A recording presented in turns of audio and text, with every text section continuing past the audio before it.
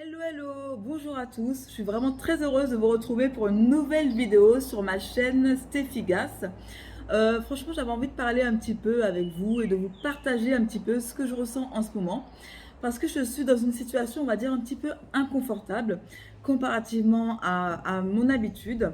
Et donc, je suis aujourd'hui en Guadeloupe, qui est ma terre natale, ma terre d'origine. Et donc, je suis à 8 000 km de Paris et donc à 8 000 km de mon mari. Et oui, parce que je suis partie en voyage d'affaires, on va dire, avec ma collaboratrice.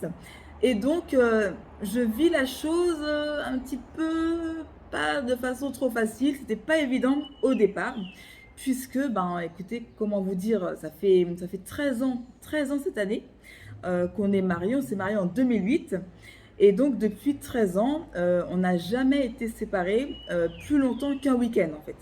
Et donc, la veille de mon arrivée, enfin de mon départ plutôt ici sur la Guadeloupe, bah, j'étais dans une situation vraiment très inconfortable. Et donc, j'avais une sorte de boule au ventre parce que je me disais, mais comment je vais gérer en fait la relation à distance, quoi. Comment je vais gérer ça? Comment je vais gérer le manque de mon mari? Pas évident. Et donc c'est là que je me suis aperçue que ben, parfois c'est important de savoir apprécier les personnes qui sont à côté de nous et apprécier toutes ces choses qui sont faites de façon quotidienne parce que lorsqu'on ne les a pas, bah, franchement, on ressent vraiment beaucoup de manque. Alors c'est vrai qu'il y a des gens qui disent que c'est bien de se séparer, mieux se séparer pour mieux se retrouver. Je n'en disconviens pas, néanmoins, bah, ça fait quand même un petit pincement au cœur. En tout cas, alors comment je gère ça? Eh bien, la première chose, c'est vraiment la communication. Communiquer, c'est vraiment important d'écouter et d'entendre l'autre. Et donc, pour la petite anecdote, donc, comme je vous l'ai dit, je suis partie avec une collaboratrice. Et donc, le fiancé de ma collaboratrice lui a fait remarquer, lui a fait des reproches en lui disant mais je t'entends pas, je te vois pas, etc. Alors que ben, qu'elle lui envoie des vocaux tous les jours.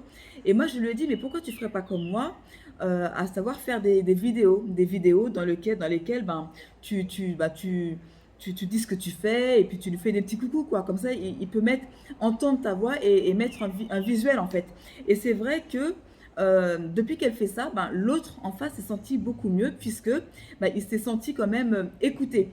Et c'est important, je pense, quand on est dans une relation, dans ce type de relation à distance, à court terme, moyen terme ou long terme, d'entendre les frustrations de l'autre et surtout quand il y a un décalage horaire. C'est-à-dire que nous ici, on est à 6 heures, à moins 6 heures de Paris et donc c'est pas évident de s'appeler tout le temps parce que ben, on subit le décalage horaire, surtout quand on travaille, etc.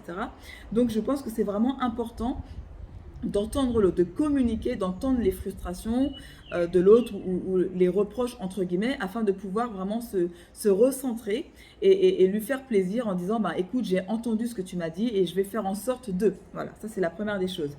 C'est important aussi de partager les instants du quotidien, c'est-à-dire d'inviter l'autre dans son quotidien. Et comment? Bah, tout simplement en créant du lien. Oui, en créant du lien et en gardant le lien. En disant, bah voilà, moi ce que j'aime bien faire, c'est tous les matins, je me réveille et puis je fais une petite vidéo à monsieur en disant, bah voilà, aujourd'hui j'ai prévu ça, telle et telle chose comme programme. Aujourd'hui je vais aller à tel et tel endroit. Aujourd'hui on va faire telle et telle chose pour le travail. Ah bah tiens, aujourd'hui j'ai mangé telle et telle chose. Faire des photos, faire des vidéos, partager les instants du quotidien pour inviter l'autre dans son monde, inviter l'autre dans son quotidien, inviter l'autre dans ses heures, dans les instants passés. Et ça permet à l'autre ben, tout simplement de sentir qu'il est avec nous en fait. Et de se dire ben, peut-être elle ou il d'ailleurs est à 8 000 km, à tant de kilomètres, mais en tous les cas, je vois ce qu'il fait, je vois ce qu'elle fait. Et ça a quelque part un petit côté aussi très rassurant.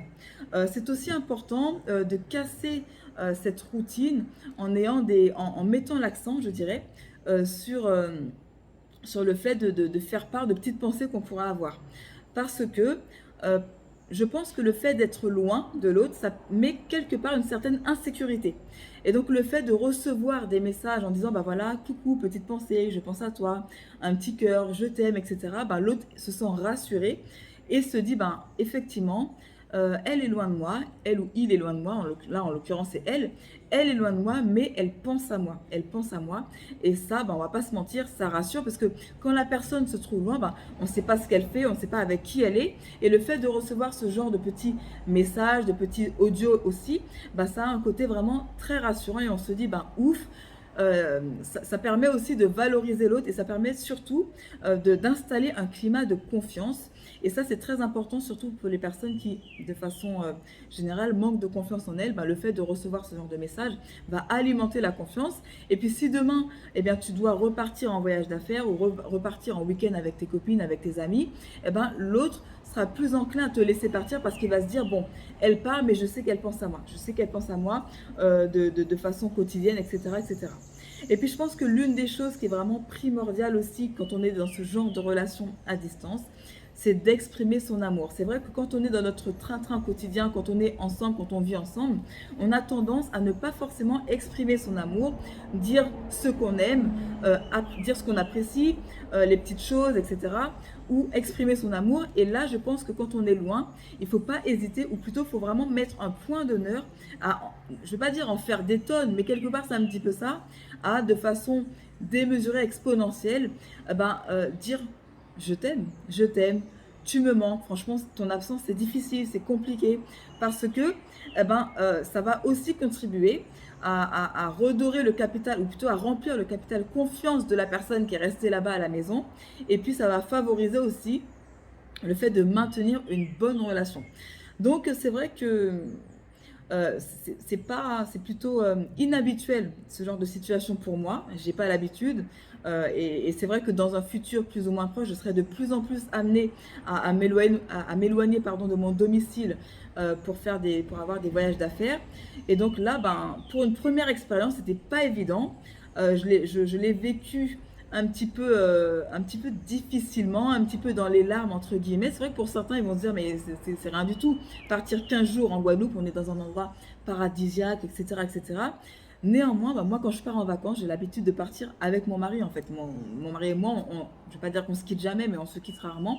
Et donc là, je ne l'ai pas très bien vécu, mais j'ai dû faire des ajustements et j'ai dû aussi, en mettant en pratique ces 4 petits points que je vous ai donnés, j'ai dû effectivement mettre un point d'honneur à communiquer plus, à entendre plus l'autre, à partager mes instants du quotidien, à exprimer les pensées que j'avais peut-être sur le cœur, et puis surtout à exprimer encore plus l'amour que je ressens.